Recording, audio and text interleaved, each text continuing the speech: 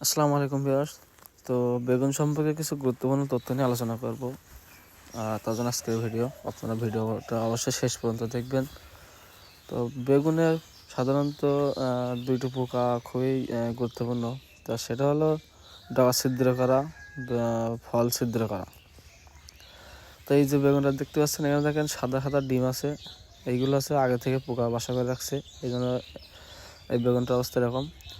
তো এই যে বেগুনের যে এমন অবস্থা, তারপর যে ডগা নষ্ট হয়ে যায়, আগে থেকে ঝিমাই যায়, তো এগুলোর প্রতিকারও কিন্তু আছে। তো আমরা কে কে ওষুধ ব্যবহার করি জানি না, তবে এই যে সমাধান, এই যে ছিদ্র করার সমাধান, তার জন্য আমি কিছু ওষুধ বা কী কী দিতে হবে সেইগুলো বলছি।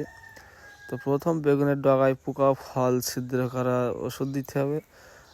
জমির মাটি আর্দ্র করে, জমির মাটি আর্দ্র করার পরে এই ওষুধটা দিতে হবে।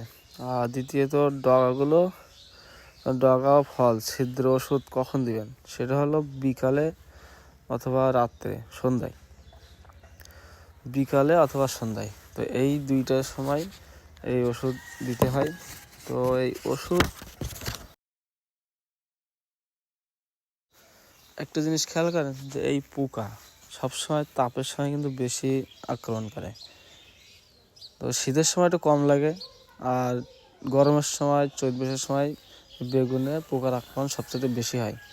তো আপনারা বেগুন করার পরে যখন দেখবেন এই সমস্যা হচ্ছে, তো তখন আপনারা প্রথম ব্যবহার করেন গুন্থার। আর গুন্থারের সাথে সিপাপ দিবেন। গুন্থার এক লিটার পানিতে 3 মিলি দেবেন, আর সিপাপ 1 লিটার পানিতে 1 মিলি দিয়ে সন্ধ্যার সময় দিতে হবে। আর তারপরে 2 দিন পরে দিবেন লারা গোল্ড 16 লিটার পানিতে 5 গ্রাম, গোল্ডেন আপ 1 লিটার পানিতে 25 গ্রাম, 0.25 গ্রাম।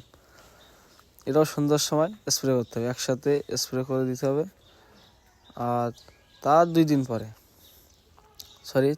দিন পরে স্টারথেন 1 মিলি 1 গ্রাম আর গোন্থার 1 লিটার 3 মিলি স্প্রে করতে হবে।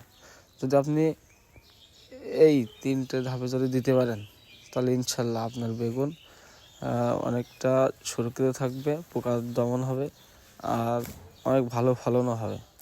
তো এই নিয়মে আপনারা তার কয়েকদিন পরে আরও কয়েকদিন পরে এইগুলো স্প্রে করবেন ফাঁকে ফাঁকে। তো কয়েকদিন পরে, আর 2 দিন পর দেওয়ার দরকার নাই, এর বেশি দিন পরে, 3 দিন পরে দিবেন কি 5 দিন অন্তর দিবেন, এই ওষুধগুলো স্প্রে করবেন বা দিবেন। তাহলে ইনশাল্লাহ আপনার বেগুনও হবে ভালো, গাছও হবে সুন্দর, গাছের গ্রোথও হবে।